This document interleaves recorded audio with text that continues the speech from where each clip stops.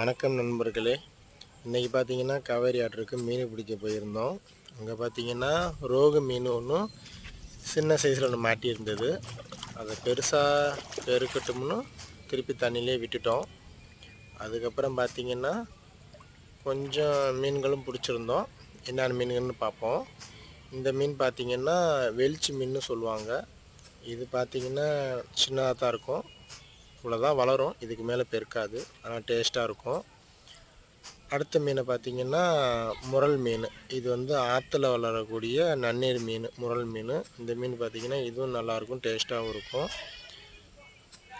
இந்த மீனை பார்த்திங்கன்னா கொக்கு மீன்.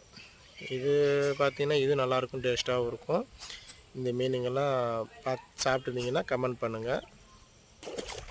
வீடியோ பிடிச்சிருந்தால் லைக் பண்ணுங்கள், ஷேர் பண்ணுங்கள்.